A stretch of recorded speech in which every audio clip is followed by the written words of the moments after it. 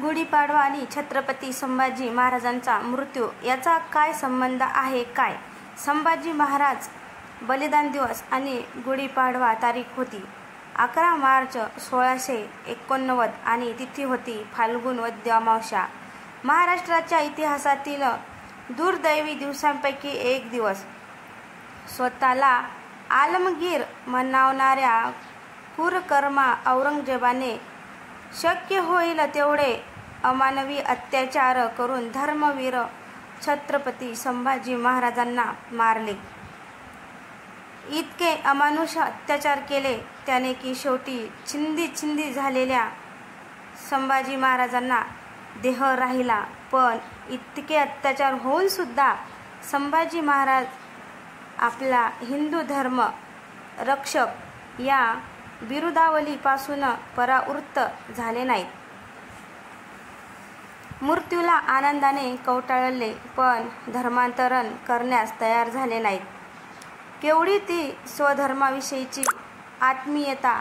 औरंगजेब मोठा चाणाक्ष माणूस होता. त्याला माहिती होते की उद्या म्हणजे चैत्र शुद्ध प्रतिपदा अर्थात गुढीपाडवा म्हणजेच मराठ्यांचा नूतन वर्षांचा पहिला दिवस. हा हिंदूचा सण आनंदाने साजरा होऊ नये म्हणून त्याने जाणून बुजून आधीचा दिवस निवडला.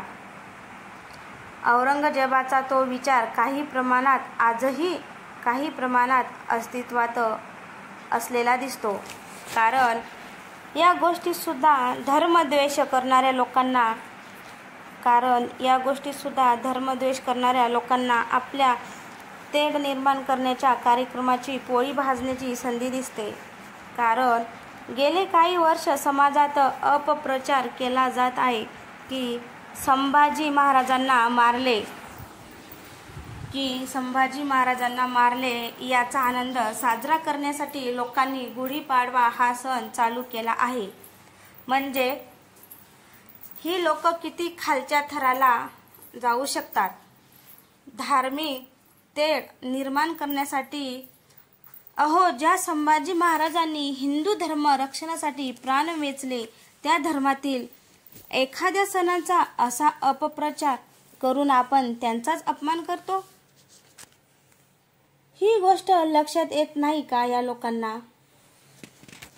खरं तर गुढीपाडवा आणि संभाजी महाराजांचा काहीही एक संबंध नाहीये.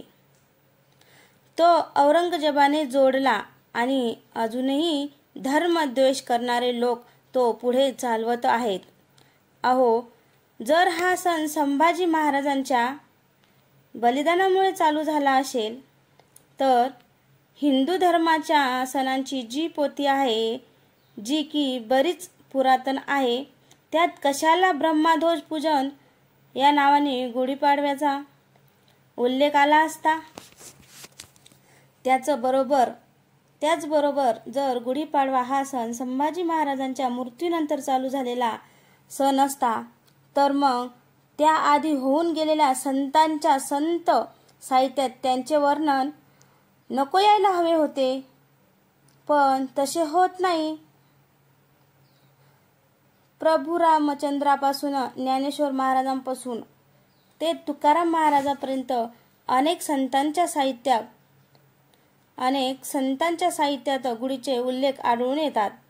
ते आपण पुढे पाहूया. त्याआधी गुढीपाडव्यासंबंधी इतिहास थोडा पाहू. सातवाहन राजा याने शंखाचा पराभव करून सातवाहन कुळाचे राज्य चालू केले. त्या दिवसापासून त्याने शालिवाहन नावाने शक चालू केला, अर्थात नवीन वर्ष गणना सुरू केली.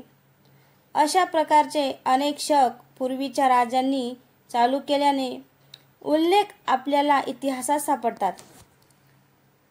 काही अजूनही प्रचलित आहेत. एक म्हणजे शालिवाहनांचा शक, दुसरा विक्रम शक जो की उत्तरेत प्रसिद्ध आहे. त्यानंतर छत्रपती शिवाजी महाराजांनी राज्याभिषेक झाल्यावर शिवशक चालू केला. तर त्या शालिवाहन शकाच्या सुरुवातीचा दिवस म्हणून गुढीपाडवा साजरा केला जातो.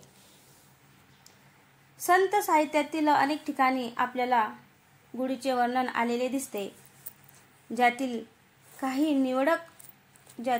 निवडक उदाहरणे खाली देत आहे. संत श्रेष्ठ ज्ञानेश्वर महाराजांच्या ज्ञानेश्वरीत अध्याय क्रमांक 4 ओवी 52 अधर्माची अवघी तोडी दोषांची लिहिली फाडी सजना करवी गुढी सुखाची उभवी. अध्याय क्रमांक 6 ओवी 52 एके संन्यासी तोची योगी एके एक वाक्यतेची जगी गुढी उभविली अनेगी शास्त्रंतरी. अध्याय क्रमांक 14 ओवी 410 माझी अवसरी ते फेडी विजयाची सांगे गुढी येरू जीवी मने सांडी गोवी शिया. हे झालं ज्ञानेश्वरीत. संत एकनाथ महाराजांच्या रचनेत अनेक ठिकाणी गुढीचा उल्लेख येतो. जसे की श्रीरामचरित्र वर्णन करताना महाराज म्हणतात, फेडाव्या देवाची साकडी स्वधर्म वाढवावया वाढी नामे मोक्षाची उभवावया गुढी सूर्यवंशा गाडी दशा आली. पुढे श्रीकृष्ण चरित्रात महाराज म्हणतात, गुढी एशी सांगू आले कस चानूर मर्दिले गुढी एशी सांगू आले कस चानूर मर्दिले हर्ष नाचतात ती भोजे जिंकेले यादव राजे गुढी आली वृंदावना मथुरा दिली उग्रसेना गुढी आली वृंदावना मथुरा दिली उग्रसेना झाला त्रिभुवनी उल्हास ललित गाये भानुदास. त्यानंतर तुकाराम महाराजांचे काही अभंग आहेत ज्यात गुढीचे वर्णन आहे.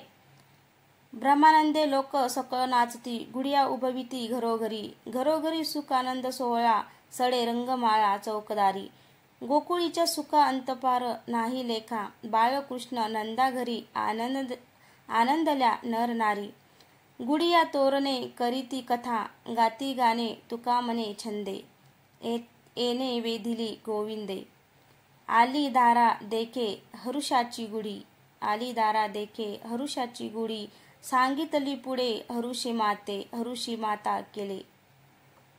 हरुषी माता केले लिंबलोन गोपालवरून कुरवंडी संत चोखामेळा यांचा तर गुढीचा उल्लेख असलेला अभंग फार प्रसिद्ध आहे.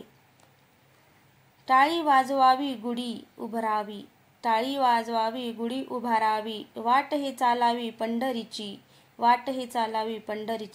पंढरीची हाट कौलांची पेट मिळाले चतुष्ट वारकरी पताकांचे भार मिळाले अपार पतंकाचे भार मिळाले अपार होतो जय जयकार सीमांतिरी हरिनाम गर्जता भय नाही चिंता ऐशे बोले गीता भागवत खटनट यावे शुद्ध होऊन जावे दवंडी पिटी भावे चोखा मेळा. हे झालं संत साहित्यातील ऐतिहासिक. जर बघायचं झालं तर राजवाडे कृत मराठ्यांच्या इतिहासाची साधने खंड 20 मधील लेखाक 176 मध्ये एक निवाडा आलेला आहे. त्यात स्पष्ट उल्लेख येतो. 1 शेके 1552 मध्ये कार्तिक पौर्णिमे ग्रामस्थ कसबेबाई यांनी ग्रनकाली कडत जोशिको मार यास प्रतिवर्षी पासोडी 1 व गहू व गुढियांचे पाडव्यास कुडव 1 देऊ पत्र लिहून दिले. यास वर्ष आज 148 होतात. कलम 1. एकंदरीत